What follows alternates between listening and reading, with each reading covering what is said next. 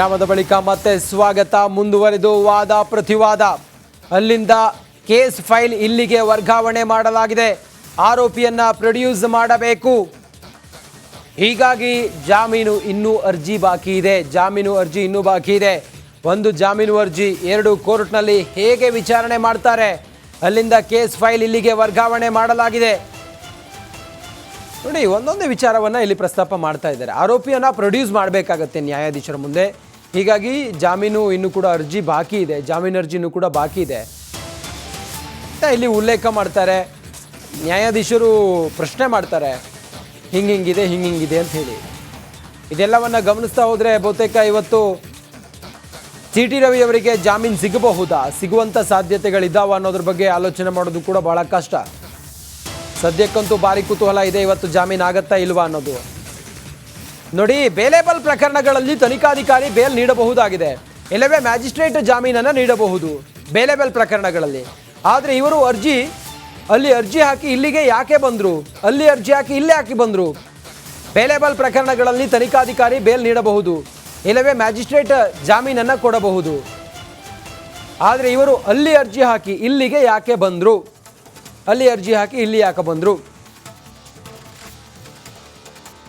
ಬಹಳ ಸ್ಪಷ್ಟವಾದಂಥ ವಾದ ಇದು ಲಕ್ಷ್ಮೀ ಹೆಬ್ಬಾಳ್ಕರ್ ಪರವಾದ ವಕೀಲ ಶ್ಯಾಮ್ ಸುಂದರ್ ಪ್ರಶ್ನೆ ಮಾಡಿರೋದು.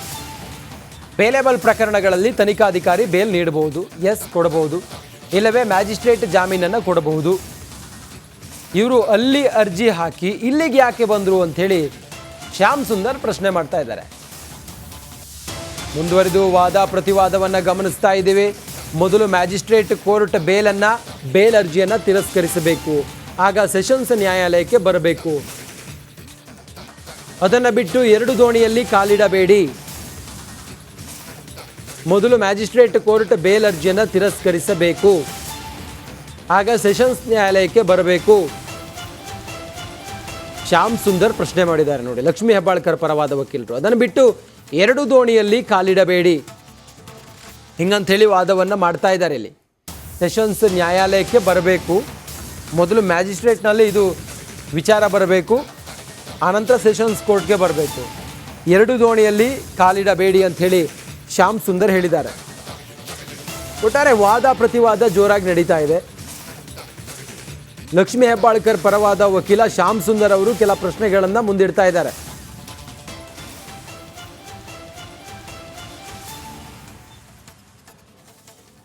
ಇನ್ನು CT ರವಿ ಬೆಳಗಾವಿಯಿಂದ ಈಗ ಹಾವೇರಿ ಮಾರ್ಗವಾಗಿ ಬೆಂಗಳೂರಿಗೆ ಬರ್ತಾ ಇದ್ದಾರೆ.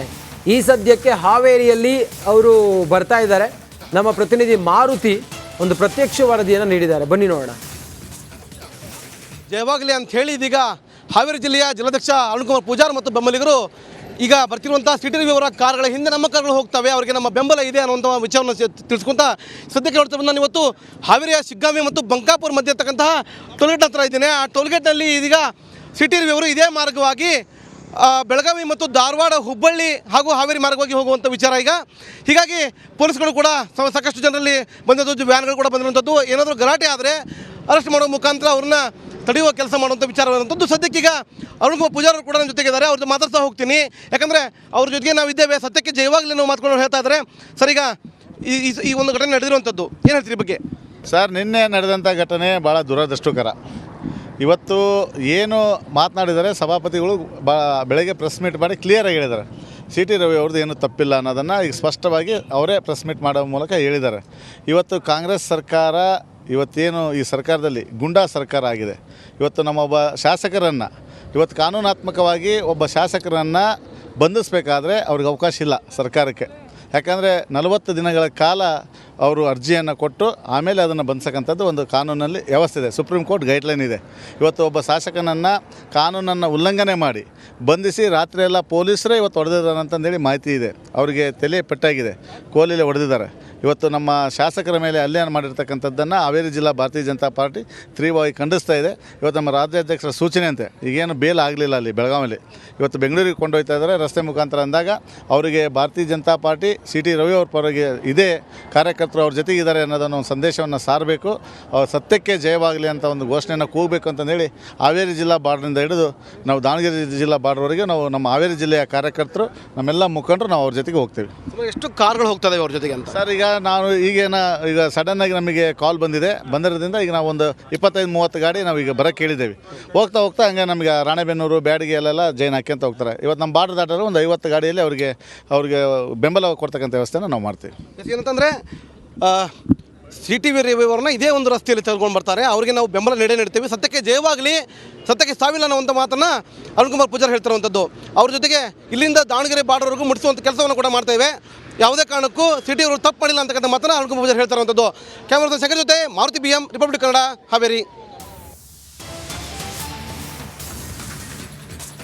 ಸಿ.ಟಿ. ರವಿ ಮೇಲಿನ FIR ತಡೆಗೆ ಹೈಕೋರ್ಟ್ನಲ್ಲಿ ಅರ್ಜಿಯನ್ನು ಸಲ್ಲಿಸಲಾಗಿದೆ. JMG ಉಮಾಪೀಠದ ಮುಂದೆ ಅರ್ಜಿ ವಿಚಾರಣೆ. ಸಿ.ಟಿ. ರವಿ ಪರ ವಕೀಲ ಸಂದೇಶ್ ಚೌಟ ವಾದ ಮಂಡನೆ ಮಾಡಿದ್ದಾರೆ. BNS ಕಾಯ್ದೆ 75 ಮತ್ತು 79 ಅಡಿ FIR ಮಾಡಿದ್ದಾರೆ. BNS 75 ಸೆಕ್ಷನ್ 3 ನೋಡಿ ಗಮನಿಸ್ತಾ ಇದ್ದೀವಿ ನಾವಿಲ್ಲಿ. ಜಸ್ಟಿಸ್ MG ಉಮಾಪೀಠದ ಮುಂದೆ ಅರ್ಜಿ ವಿಚಾರಣೆ ನಡೀತಾ ಇದೆ. ಜಸ್ಟಿಸ್ MG ಉಮಾಪೀಠದ ಮುಂದೆ ಅರ್ಜಿ ವಿಚಾರಣೆ ನಡೀತಾ ಇದೆ. ಸಿ.ಟಿ. ರವಿ ಪರವಾದ ಹಿರಿಯ ವಕೀಲ ಸಂದೇಶ್ ಚೌಟ ವಾದವನ್ನು ಮಂಡಿಸ್ತಾ ಇದ್ದಾರೆ. ಅವರ ವಾದದ ಸಾರಾಂಶ ಅಥವಾ ವಿಚಾರ ಏನು ಎತ್ತ ಅನ್ನೋದನ್ನು ನಾವು ಸೂಕ್ಷ್ಮವಾಗಿ ಗಮನಿಸ್ತಾ ಹೋದರೆ ನೋಡಿ, ಸಿ.ಟಿ. ರವಿ ಮೇಲಿನ FIR ತಡೆಗೆ ಹೈಕೋರ್ಟ್ನಲ್ಲಿ ಅರ್ಜಿ ಸಲ್ಲಿಸಿರೋದು. BNS ಕಾಯ್ದೆ 75 ಮತ್ತು 79 ಅಡಿ FIR ಅನ್ನು ಮಾಡಿದ್ದಾರೆ. BNS 75 ಸೆಕ್ಷನ್ 3 ವರ್ಷದ ಒಳಗಿನ ಶಿಕ್ಷೆಗೆ ಒಳಗೊಂಡಿದೆ. ಗ್ರಾಮದ ಬಳಿಕ ಮತ್ತೆ ಸ್ವಾಗತ. ಮುಂದುವರೆದು ವಾದ ಪ್ರತಿವಾದ. ಅಲ್ಲಿಂದ ಕೇಸ್ ಫೈಲ್ ಇಲ್ಲಿಗೆ ವರ್ಗಾವಣೆ ಮಾಡಲಾಗಿದೆ. ಆರೋಪಿಯನ್ನ ಪ್ರೊಡ್ಯೂಸ್ ಮಾಡಬೇಕು. ಹೀಗಾಗಿ ಜಾಮೀನು ಇನ್ನೂ ಅರ್ಜಿ ಬಾಕಿ ಇದೆ. ಜಾಮೀನು ಅರ್ಜಿ ಇನ್ನೂ ಬಾಕಿ ಇದೆ. ಒಂದು ಜಾಮೀನು ಅರ್ಜಿ, 2 ಕೋರ್ಟ್ನಲ್ಲಿ ಹೇಗೆ ವಿಚಾರಣೆ ಮಾಡ್ತಾರೆ. ಅಲ್ಲಿಂದ ಕೇಸ್ ಫೈಲ್ ಇಲ್ಲಿಗೆ ವರ್ಗಾವಣೆ ಮಾಡಲಾಗಿದೆ. ನೋಡಿ, ಒಂದೊಂದೇ ವಿಚಾರವನ್ನು ಇಲ್ಲಿ ಪ್ರಸ್ತಾಪ ಮಾಡ್ತಾ ಇದ್ದಾರೆ. ಆರೋಪಿಯನ್ನು ಪ್ರೊಡ್ಯೂಸ್ ಮಾಡಬೇಕಾಗತ್ತೆ ನ್ಯಾಯಾಧೀಶರ ಮುಂದೆ. ಹೀಗಾಗಿ ಜಾಮೀನು ಇನ್ನೂ ಕೂಡ ಅರ್ಜಿ ಬಾಕಿ ಇದೆ. ಜಾಮೀನು ಅರ್ಜಿನೂ ಕೂಡ ಬಾಕಿ ಇದೆ ಅಂತ ಇಲ್ಲಿ ಉಲ್ಲೇಖ ಮಾಡ್ತಾರೆ.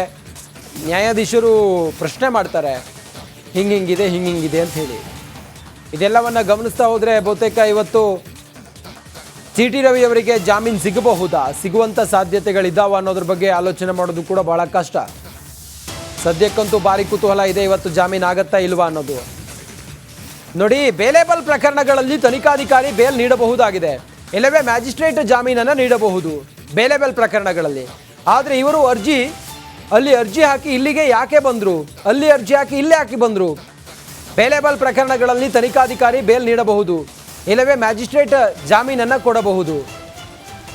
ಆದರೆ ಇವರು ಅಲ್ಲಿ ಅರ್ಜಿ ಹಾಕಿ ಇಲ್ಲಿಗೆ ಯಾಕೆ ಬಂದರು, ಅಲ್ಲಿ ಅರ್ಜಿ ಹಾಕಿ ಇಲ್ಲಿ ಯಾಕೆ ಬಂದರು? ಬಹಳ ಸ್ಪಷ್ಟವಾದಂಥ ವಾದ ಇದು ಲಕ್ಷ್ಮೀ ಹೆಬ್ಬಾಳ್ಕರ್ ಪರವಾದ ವಕೀಲ ಶ್ಯಾಮ್ ಸುಂದರ್ ಪ್ರಶ್ನೆ ಮಾಡಿರೋದು. ಬೇಲೇಬಲ್ ಪ್ರಕರಣಗಳಲ್ಲಿ ತನಿಖಾಧಿಕಾರಿ ಬೇಲ್ ನೀಡಬಹುದು, ಎಸ್ ಕೊಡಬಹುದು, ಇಲ್ಲವೇ ಮ್ಯಾಜಿಸ್ಟ್ರೇಟ್ ಜಾಮೀನನ್ನು ಕೊಡಬಹುದು. ಇವರು ಅಲ್ಲಿ ಅರ್ಜಿ ಹಾಕಿ ಇಲ್ಲಿಗೆ ಯಾಕೆ ಬಂದರು ಅಂಥೇಳಿ ಶ್ಯಾಮ್ ಸುಂದರ್ ಪ್ರಶ್ನೆ ಮಾಡ್ತಾ ಇದ್ದಾರೆ. ಮುಂದುವರೆದು ವಾದ ಪ್ರತಿವಾದವನ್ನು ಗಮನಿಸ್ತಾ ಇದ್ದೀವಿ. ಮೊದಲು ಮ್ಯಾಜಿಸ್ಟ್ರೇಟ್ ಕೋರ್ಟ್ ಬೇಲ್ ಅರ್ಜಿಯನ್ನು ತಿರಸ್ಕರಿಸಬೇಕು, ಆಗ ಸೆಷನ್ಸ್ ನ್ಯಾಯಾಲಯಕ್ಕೆ ಬರಬೇಕು. ಅದನ್ನು ಬಿಟ್ಟು 2 ದೋಣಿಯಲ್ಲಿ ಕಾಲಿಡಬೇಡಿ. ಮೊದಲು ಮ್ಯಾಜಿಸ್ಟ್ರೇಟ್ ಕೋರ್ಟ್ ಬೇಲ್ ಅರ್ಜಿಯನ್ನು ತಿರಸ್ಕರಿಸಬೇಕು, ಆಗ ಸೆಷನ್ಸ್ ನ್ಯಾಯಾಲಯಕ್ಕೆ ಬರಬೇಕು. ಶ್ಯಾಮ್ ಸುಂದರ್ ಪ್ರಶ್ನೆ ಮಾಡಿದ್ದಾರೆ ನೋಡಿ, ಲಕ್ಷ್ಮೀ ಹೆಬ್ಬಾಳ್ಕರ್ ಪರವಾದ ವಕೀಲರು. ಅದನ್ನು ಬಿಟ್ಟು 2 ದೋಣಿಯಲ್ಲಿ ಕಾಲಿಡಬೇಡಿ ಹಿಂಗಂಥೇಳಿ ವಾದವನ್ನು ಮಾಡ್ತಾ ಇದ್ದಾರೆ. ಇಲ್ಲಿ ಸೆಷನ್ಸ್ ನ್ಯಾಯಾಲಯಕ್ಕೆ ಬರಬೇಕು, ಮೊದಲು ಮ್ಯಾಜಿಸ್ಟ್ರೇಟ್ನಲ್ಲಿ ಇದು ವಿಚಾರ ಬರಬೇಕು, ಆನಂತರ ಸೆಷನ್ಸ್ ಕೋರ್ಟ್ಗೆ ಬರಬೇಕು. 2 ದೋಣಿಯಲ್ಲಿ ಕಾಲಿಡಬೇಡಿ ಅಂಥೇಳಿ ಶ್ಯಾಮ್ ಸುಂದರ್